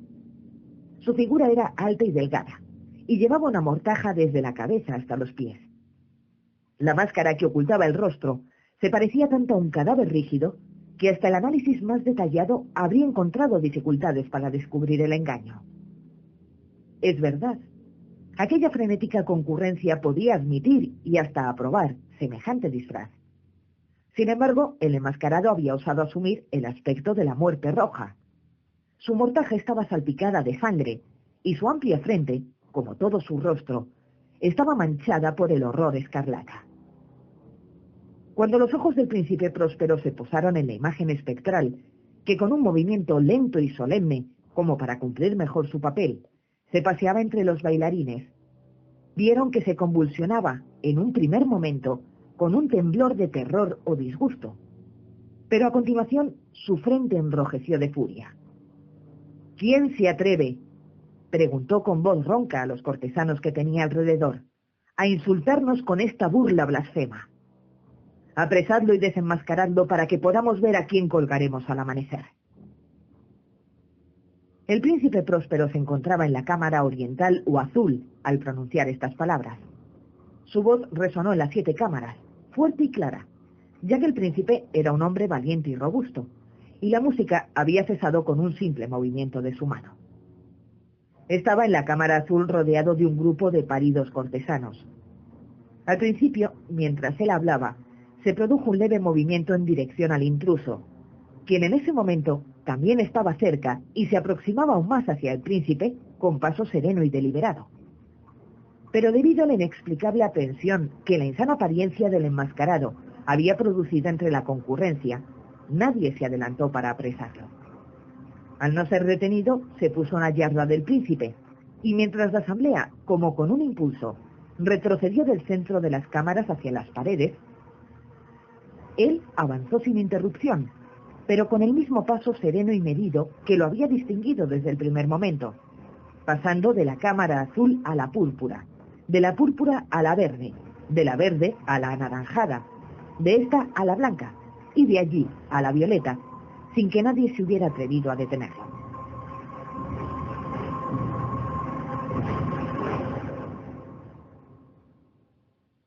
Pero entonces el príncipe Próspero, enloquecido de furia y vergüenza de su propia cobardía, corrió por las 6 cámaras, sin que nadie lo siguiera, a causa de un terror mortal que se había apoderado de todos. Con un puñal en la mano, se acercó con veloz ímpetu hasta 3 o 4 pies de distancia de la figura que se alejaba. Al llegar al extremo de la cámara de terciopelo, giró de repente y se enfrentó al que lo perseguía.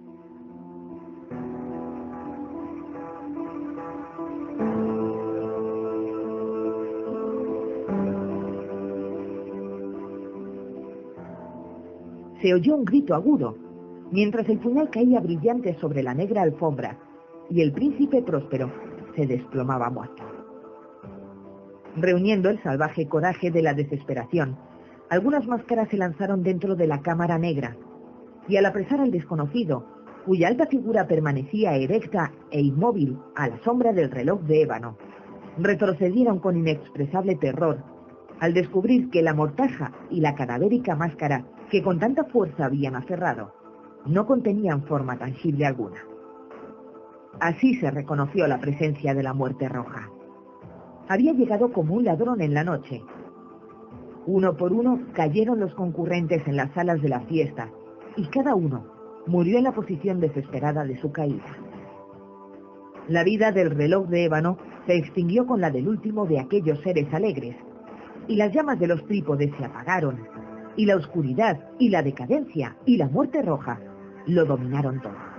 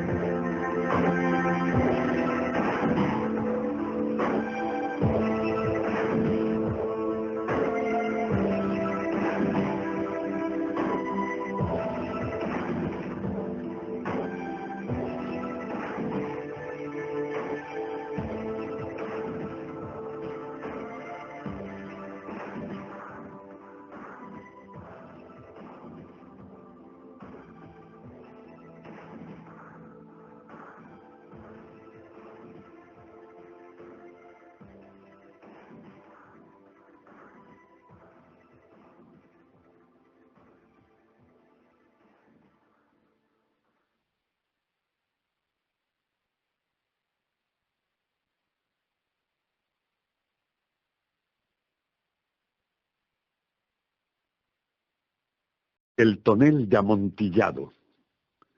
Había yo soportado lo mejor que podía los 1000 agravios de Fortunato, pero cuando se atrevió a insultarme, juré que me vengaría.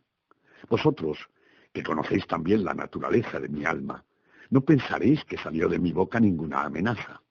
Al final me vería vengado. Este punto quedó para mí resuelto definitivamente, pero el mismo carácter definitivo con que lo resolví excluía toda idea de riesgo. No solo debía castigar, sino castigar con impunidad. Un agravio no resulta reparado cuando el castigo alcanza al reparador. Queda igualmente sin reparar cuando el vengador no se descubre como tal ante quien le ha ofendido. Hay que entender que ni por mis hechos ni por mis palabras había yo dado motivo a Fortunato para dudar de mi buena voluntad. Seguía, como era mi costumbre, sonriéndole en la cara, y él no se daba cuenta de que ahora sonreía yo pensando en la idea de su inmolación. Un punto débil tenía el tal Fortunato, aunque por lo demás era hombre de respetar y aun de temer. Se enorgullecía de ser un buen conocedor de vinos. Pocos italianos poseen el verdadero espíritu del virtuoso en este arte. La mayoría de ellos adaptan su entusiasmo de acuerdo con el momento y la oportunidad para engañar a los millonarios ingleses y austriacos. En pintura y en piedras preciosas, Fortunato, como sus compatriotas, era un charlatán, pero en cuanto se refiere a vinos añejos, era sincero. En este sentido, no era yo notablemente distinto a él. También yo era experto en vendimias italianas y compraba con largueza cuando tenía una oportunidad. Fue a la hora del crepúsculo, una tarde en que el carnaval alcanzaba su suprema locura, cuando encontré a mi amigo. Me saludó con un cariño extremado porque había estado bebiendo en exceso. El hombre estaba vestido de bufón. Llevaba un ajustado traje a rayas multicolores y su cabeza quedaba coronada con un cónico gorro con cascabeles. Me sentí tan contento de verle que me pareció que nunca terminaría de estrecharle la mano. Le dije: «Mi querido Fortunato, qué suerte haberte encontrado. Qué buen aspecto tienes hoy. Por cierto, he recibido un barril de vino que pasa por Amontillado, pero tengo mis dudas». «¿Cómo?», dijo él. «¿Amontillado? ¿Un barril? Imposible. Y a mediados de carnaval». «Tengo mis dudas», contesté, «y he sido lo bastante tonto como para pagar el precio total del amontillado sin consultarte antes. No pude encontrarte y tenía miedo de perder un buen negocio». «Amontillado». «Tengo mis dudas». «Amontillado». «Y he de resolverlas». «Amontillado». «Como estás ocupado, me voy a buscar a Lucreci. Si hay alguien con capacidad crítica es él. Me dirá: «Te digo que Lucreci no sabe distinguir entre un amontillado y un jerez». Y sin embargo, algunos tontos aseguran que como catador es digno rival tuyo. «Anda, vamos ya». «¿A dónde?» «A tu bodega». «No, amigo mío, no quiero aprovecharme de tu bondad. Veo que tienes una cita. Y Lucreci, no tengo nada que hacer. Vamos». «No, amigo mío, no me preocupa tanto que estés ocupado, sino que veo que padeces un fuerte catarro. Las bodegas son insoportablemente húmedas, están cubiertas de salitre. Vamos, de todos modos, este catarro no es nada. Amontillado. Te habrán engañado. Y en cuanto a Lucreci, no sabe distinguir un jerez de un amontillado». Mientras decía esto, Fortunato me tomó del brazo, y yo, tras ponerme un antifaz de seda negra y de ceñirme un roquelaure, dejé que me llevara apresuradamente a mi palazzo. No encontramos a los sirvientes en casa. Habían marchado ellos también a divertirse haciendo honor al carnaval. Yo les había anunciado que no regresaría hasta el amanecer y había dado órdenes expresas de que no se movieran de casa. Y estas órdenes bastaban, como yo bien sabía, para asegurar la desaparición inmediata de cada uno en el momento que les volvía la espalda. Saqué 2 antorchas de sus soportes y, entregando una a Fortunato, le conduje a través de varias habitaciones hasta el arco que llevaba a la bodega. Iba yo delante, bajando una larga escalera de caracol, pidiéndole a mi compañero que tuviera cuidado al seguirme. Por fin llegamos al fondo y quedamos uno junto al otro sobre el húmedo suelo de las catacumbas de los Montresor. Mi amigo caminaba con pasos tambaleantes y al moverse tintineaban los cascabeles de su gorro. «¿El tonel?», dijo. «Está más adelante», contesté. «Pero mira las blancas telarañas que brillan en las paredes de estas cavernas». Se volvió hacia mí y me miró a los ojos, con los suyos que eran 2 globos brumosos destilando los humores de la embriaguez. «¿Salitre?», preguntó después de un rato. «Salitre», contesté. «¿Desde cuándo tienes esa tos?» «Uf, uf, uf, uf, uf, uf, uf, uf, uf, uf, uf, uf, uf, uf, uf». A mi pobre amigo le fue imposible contestarme hasta pasados varios minutos. «No es nada», dijo por fin. «Ven», dije con decisión. Vamos a regresar. Tu salud es preciosa. Eres rico, respetado, admirado, querido. Eres feliz como lo fui yo en un tiempo. Eres un hombre a quien echarán de menos. En mi caso no importaría. Volvamos o caerás enfermo y no quiero tener esa responsabilidad. Además, está Lucreci. Basta, dijo. Esta tos no es nada. No me matará. No moriré de una tos. Es verdad, contesté. No es que quiera, por cierto, alarmarte innecesariamente, pero debes tomar todas las precauciones apropiadas. Un trago de este Medoc nos protegerá de la humedad. Entonces rompí el cuello de una botella que había extraído de una larga fila de la misma clase. «Bebe», le dije, presentándole el vino. Lo alzó a los labios con una mirada maliciosa. Se detuvo y asintió amistosamente con un movimiento de cabeza mientras tintineaban sus cascabeles. «Brindo», dijo, «por los enterrados que descansan a nuestro alrededor». «Y yo porque tengas larga vida». Otra vez me tomó del brazo y seguimos adelante. «Estas criptas son enormes», dijo. «Los Montresor», contesté, «fueron una distinguida y numerosa familia». «He olvidado vuestras armas». Un gran pie humano de oro en campo de azur. El pie aplasta una serpiente rampante cuyos dientes se clavan en el talón. «¿Y el lema?» «Nemo me impune lacessit». «Muy bien».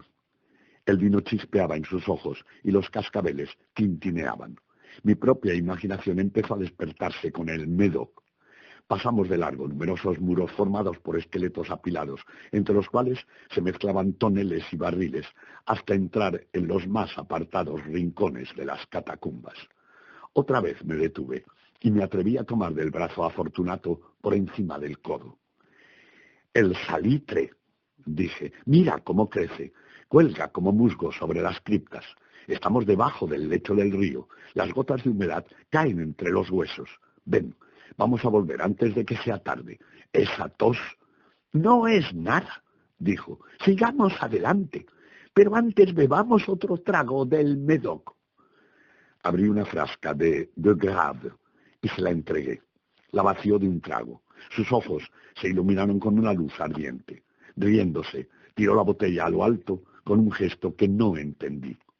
Lo miré con sorpresa. Repitió el movimiento, un movimiento grotesco. «¿No comprendes?» «No, yo no», contesté. «Entonces, no eres de la hermandad».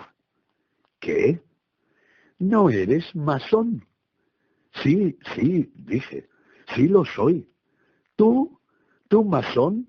Imposible». «Soy masón», contesté. «Muéstrame una seña», dijo.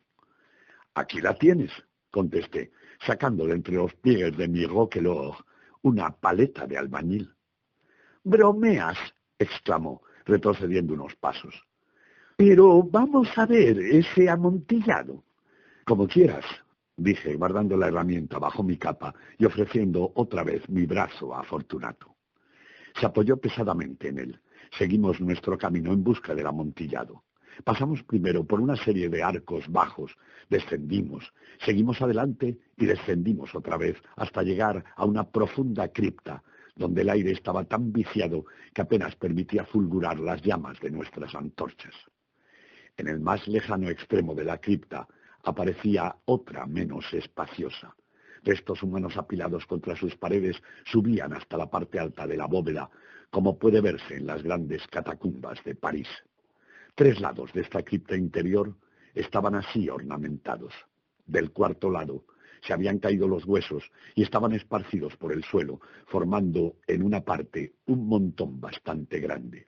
Dentro de la pared descubierta por la caída de los huesos, vimos una cripta o nicho aún más interior, de unos 4 pies de largo, 3 de ancho y 6 o 7 de alto. Parecía haber sido construido sin ningún propósito especial, pues solo servía de separación entre 2 de los colosales soportes del techo de las catacumbas, y su pared posterior estaba constituida por uno de los muros de granito macizo que las circundaba.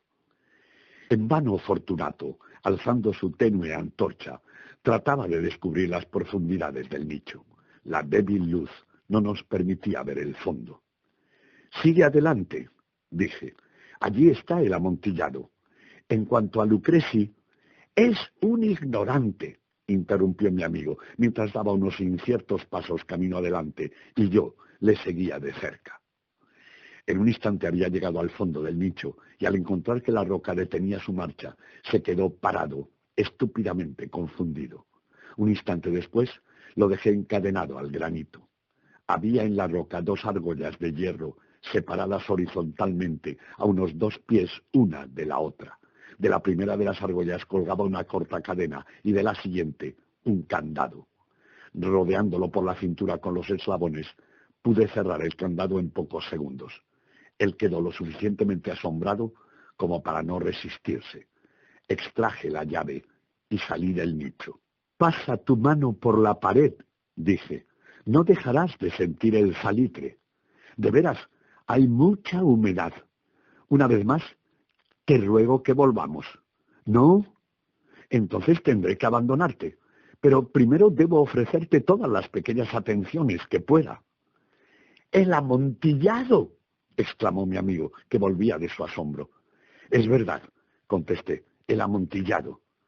Mientras decía estas palabras, me puse a buscar entre el montón de huesos que he mencionado antes. Apartándolos a un lado, pronto descubrí una cantidad de piedras de construcción y mortero.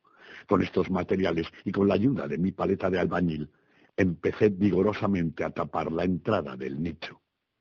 Apenas había colocado la primera hilera de bloques de mampostería, me di cuenta de que a Fortunato se le había pasado en gran medida la embriaguez. La primera señal que noté era un bajo y quejumbroso grito procedente del fondo del nicho. No era el quejido de un borracho. Luego hubo un largo y persistente silencio. Coloqué la segunda hilera y la tercera y la cuarta, y entonces oí los furiosos golpes de la cadena. El ruido duró varios minutos, y durante ese tiempo, para escucharlo con más satisfacción, dejé de trabajar y me senté sobre el montón de huesos. Cuando por fin cesó el metálico ruido, tomé de nuevo la paleta y terminé sin interrupción la quinta, la sexta y la séptima hilera. La pared llegaba entonces casi al nivel de mi pecho. Otra vez me detuve y levantando la antorcha por encima de la mampostería, proyecté unos débiles rayos de luz sobre la figura que quedaba allí dentro. Una serie de fuertes y agudos alaridos, salidos de pronto de la garganta de la figura encadenada, parecieron echarme violentamente hacia atrás. Durante un breve momento vacilé, temblé. Desenvainando mi espadín, empecé a tantear con él dentro del nicho. Pero solo con reflexionar un instante me tranquilicé. Apoyé la mano sobre el macizo muro de la catacumba y me sentí satisfecho. Volví a acercarme al nicho. Contesté con mis gritos a los gritos de aquel que clamaba. Los repetí como un eco, los aumenté, los superé en volumen y en fuerza. Así lo hice, y el que gritaba calló. Era ya medianoche y mi tarea llegaba a término. Había completado la octava, la novena y la 10ª hilera. Terminé gran parte de la 11ª y última. Quedaba únicamente por colocar y fijar una sola piedra. Luché bajo su peso. La coloqué parcialmente en posición. Mas entonces surgió del nicho una risa apagada que hizo que se me erizase el cabello. La siguió una voz triste que con dificultad reconocí como la del noble Fortunato.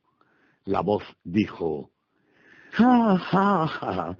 ¡Ja, ja, ja! Una broma excelente, de veras, una excelente broma. Pasaremos unos buenos ratos riéndonos de esto en el palazzo. ¡Ja, ja, ja! Mientras tomamos el vino. ¡Ja, ja, ja!». «El amontillado», dije. «Ja, ja, ja, ja, ja. Sí, el amontillado. Pero ¿no se está haciendo tarde? ¿No estarán esperándonos en el palazzo mi esposa y los demás? Vámonos ya». «Sí», dije, «vámonos ya». «Por el amor de Dios, Montresor». «Sí», dije, «por el amor de Dios». Pero escuché en vano esperando la respuesta a mis palabras. Me sentí impaciente, llamé en voz alta: «Fortunato». No hubo respuesta. Llamé otra vez: «Fortunato». No hubo respuesta aún. Pasé la antorcha por la abertura y la dejé caer dentro. En réplica, solo llegó un tintinear de cascabeles. Mi corazón se sintió enfermo. Era a causa de la humedad de las catacumbas. Me apresuré, pues, a terminar mi tarea. Coloqué la última piedra en su sitio y la cubrí con mortero. Contra la nueva mampostería volví a levantar la antigua muralla de huesos. Durante medio siglo ningún mortal los ha perturbado. In pace requiescat.